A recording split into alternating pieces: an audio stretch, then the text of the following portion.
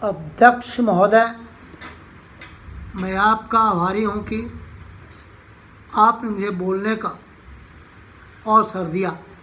Stop. इस देश के वर्तमान भारी संकट के समय में और ख़ास तौर से उस समय जबकि हम लड़ाई से भी निवृत्त हुए हैं और आकाश में लड़ाई के बादल दूसरी तरफ से आने शुरू हुए हैं, हमारे अर्थ मंत्री ने जो बजट पेश किया है वे इसके लिए बधाई के पात्र हैं। स्टॉप। यद्यपि भिन्न भिन्न पहलुओं को लेकर आलोचनाएं की गई हैं, लेकिन यदि उनकी कठिनाइयों को भी देखा होता कि राष्ट्र को किन किन संकटों का सामना करना पड़ रहा है। स्टॉप। इस बात पर भी अगर मेरे से पहले बोलने वाले वक्ताओं ने विचार किया होता तो मेरा विश्वास है कि उनकी आलोचनाओं का आधार कुछ दूसरा होता। स्टॉप। उन्होंने ऐसे कठिन अवसर पर एक संतुलित बजट पेश किया है, उसके लिए मैं उन्हें बार बार बधाई देता हूँ, लेकिन साथ ही साथ मैं अपना यह फ़र्ज समझता हूँ कि कुछ ऐसे विचार भी उनके सामने पेश करूँ जिससे उनकी कठिनाइयाँ कुछ हल हो जाएं। स्टॉप। उदाहरण के तौर पर विगत 2 वर्षों में लेखा जोखा कमेटी में बैठने के समय मुझे ऐसा अनुभव हुआ है कि इस देश में 2-3 इस प्रकार की त्रुटियां मौजूद हैं जिनको दूर करने के लिए, जिनकी जांच करने के लिए यदि कोई एक कमेटी या आयोग बिठा दिया जाए तो राष्ट्र को, राष्ट्र की सरकार को, राष्ट्र के विकास कार्यों को और राष्ट्र की रक्षा व्यवस्था के लिए करोड़ों नहीं अरबों की व्यवस्था फौरन हो सकती है। स्टॉप। सिर्फ शासन को जागरूक होकर कुछ कदम उठाने की आवश्यकता है। अभी कुछ छिपे हुए धन का जिक्र किया गया। सरकार ने भी समय समय पर ऐसा आभास दिया है कि इस देश में लगभग 3000 करोड़ रुपए का छिपा धन मौजूद है। स्टॉप।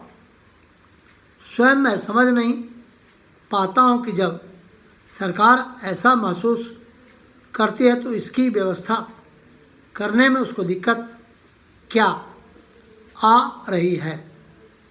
ऐसा मालूम होता है कि कहीं इच्छा शक्ति की कमी है।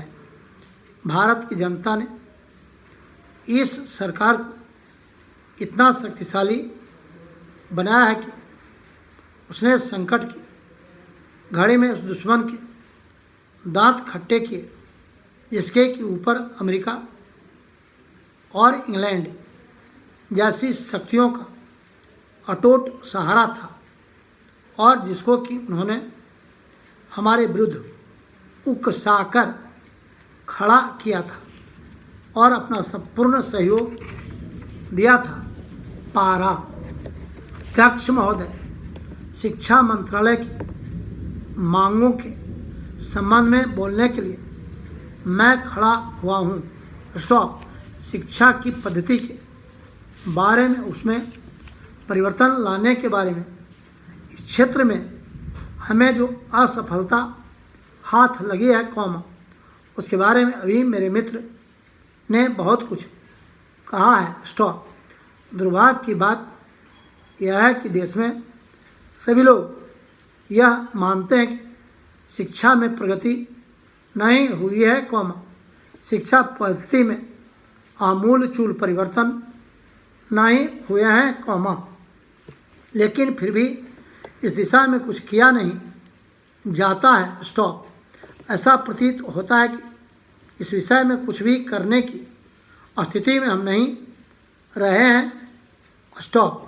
हालत ज्यों की त्यों चली आ रही है। स्टॉप। इतना होने पर भी शिक्षा की मद पर होने वाला जो खर्च और जो उसके लिए धनराशि आवंटित की गई है, कॉमा, वह भी बहुत थोड़ी है। स्टॉप। लेकिन उस पर न जाकर मैं आपका ध्यान इस ओर दिलाना चाहता हूँ कि मर्ज बढ़ता ही गया, ज्यों ज्यों दवा की वाली कहावत ही आज चरितार्थ हो रही है। स्टॉप। जितने ज़्यादा आयोग और कमेटियां बैठीं और जितनी ज़्यादा शिक्षा पद्धति के बारे में छानबीन की गई, उतनी ज़्यादा बीमारी बढ़ती गई, कौमा बीमारी का इलाज न होकर और भी खराबियां पैदा होती गईं। स्टॉप। अभी मेरे मित्र ने शिक्षा मंत्री का ध्यान एक रिपोर्ट की तरफ दिलाया था। स्टॉप। इस तरह की बहुत सी रिपोर्टें हैं। स्टॉप। अभी सदस्य महोदय भी एक रिपोर्ट का जिक्र कर रहे थे। स्टॉप। रिपोर्ट तो बहुत सी पेश हुई हैं, कॉमा, लेकिन शिक्षा मंत्रालय ने उस पर कभी अमल करने की दिशा में कोई कदम नहीं उठाया। स्टॉप।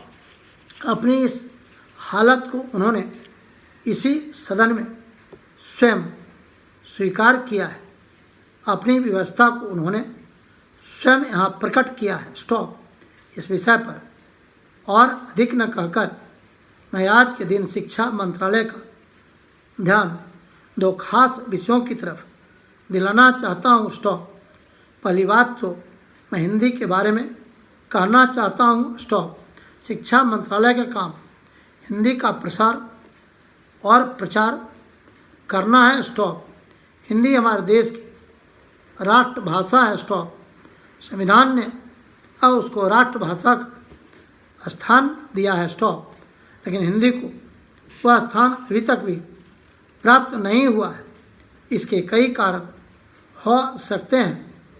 एक कारण हिंदी प्रेमियों का अधिक उत्साह हो सकता है। स्टॉप। दूसरा, दलगत राजनीति से प्रभावित होकर राजनेताओं का भाषा के बारे में अपनाया गया रुख हो सकता है। स्टॉप। जो सबसे बड़ा अंतर पड़ जाता है। स्टॉप। फिर जहाँ तक हिंसा की नीति का संबंध है, कौमा, आप अपने मन में सोचें और देखें कि वे इस हिंसा की नीति का समर्थन सच्चे तौर से कर रहे हैं या नहीं।